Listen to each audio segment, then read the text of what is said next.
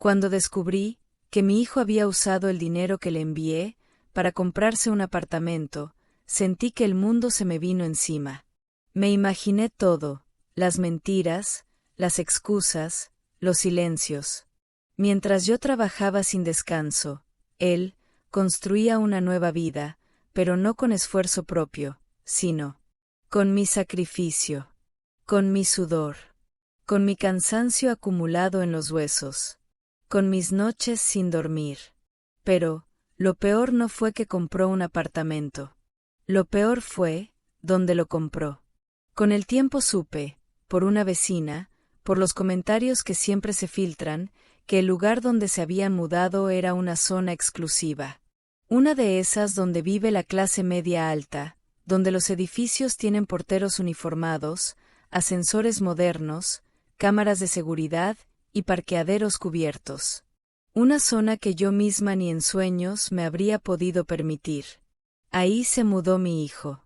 A un apartamento nuevo, elegante, lujoso, con lo que yo le envié para remodelar mi casa. Mi sueño. Mi plan de vida.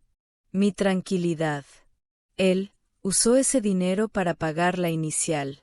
Y claro, con ese monto logró entrar. Pero, había un pequeño detalle que no pensó, o no quiso pensar: las mensualidades. Esos apartamentos, obviamente eran financiados. Y él no ganaba suficiente dinero para pagar una mensualidad tan cara. Y como en todo contrato de ese tipo, el precio de entrar es apenas el principio. Lo más difícil viene después. Las cuotas. Las responsabilidades. Los compromisos. Yo me enteré de todo esto poco a poco. Mientras él me ignoraba. Después del día en que lo confronté, no volvió a llamarme. No me respondió más los mensajes. No me devolvía las llamadas.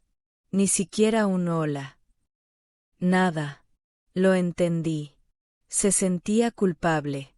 Y no sabía cómo enfrentarme.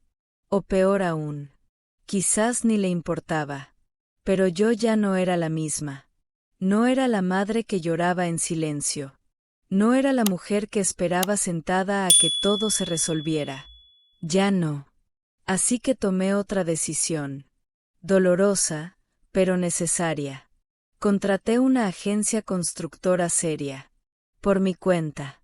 Con gente profesional, con contrato, con papeles firmados. Una que pudiera hacer realidad lo que él me prometió y nunca cumplió. Y me regresé a los Estados Unidos. Otra vez. Con el alma golpeada, sí. Pero con la cabeza en alto.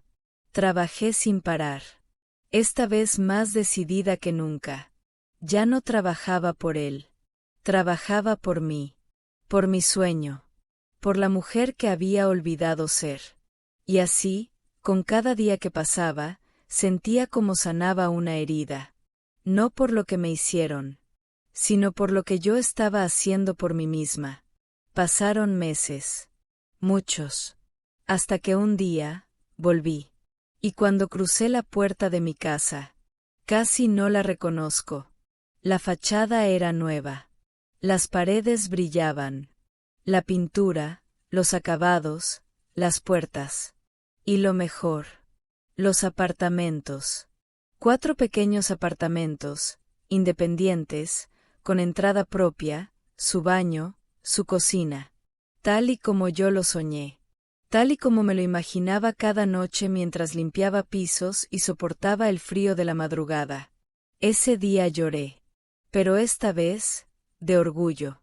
De gratitud. De saber que cuando uno lucha desde el corazón, Dios no falla. Mi casa no solo estaba renovada. Mi alma también. Poco tiempo después, supe lo que pasó con mi hijo. Porque las cosas, tarde o temprano, se saben.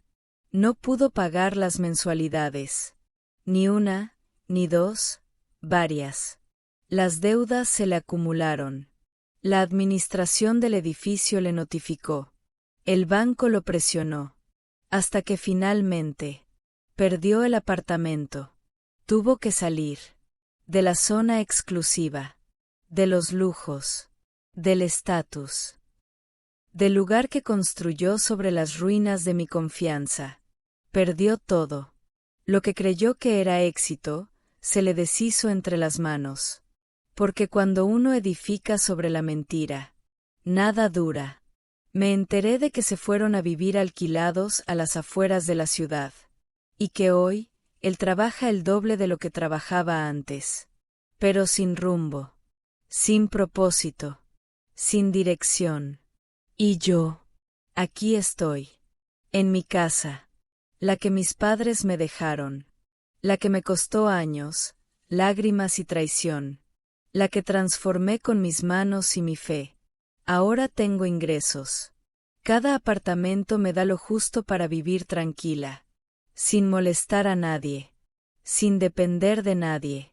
Y lo más valioso, es que aprendí a poner límites. Aprendí que amar a un hijo no significa permitirlo todo, que la maternidad no es sacrificarse hasta desaparecer. Hoy no guardo rencor, pero tampoco olvido. Mi hijo y yo hablamos, con distancia. Y aunque su mirada a veces se llena de vergüenza, yo lo miro con serenidad. Porque al final, yo cumplí mi promesa, la que me hice a mí misma, en medio del cansancio y la soledad. Nadie va a construir tu sueño, si tú no luchas por él. Confié ciegamente en mi hijo, pensando que nunca me fallaría, y eso fue mi mayor error. No entendí que a veces, por mucho que uno haya criado con valores, los hijos toman decisiones que hieren, que decepcionan, que traicionan.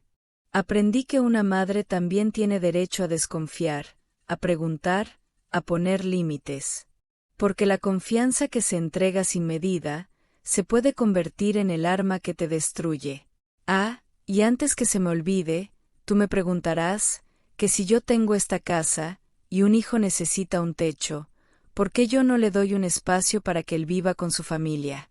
Pero sí, de hecho le abrí las puertas de mi casa cuando más lo necesitó, pero me defraudó, le dije que la casa aún tenía terreno, y que ahí podía construir su casa pero no lo hizo.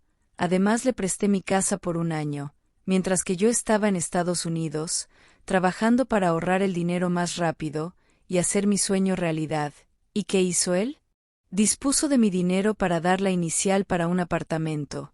Después de lo que hizo me da miedo volver a abrirle las puertas porque con esa actitud que tomó, imagínate, cuando yo sea mayor me puede sacar de mi propia casa. Deja en los comentarios, ¿qué hubieses hecho si estuvieses en mi lugar? Gracias por llegar hasta el final del video. Si esta historia te ha gustado, suscríbete, dale me gusta, y compártela con quien creas que le pueda servir, y así me ayudas a que este video le llegue a más personas que también les pueda interesar estas historias.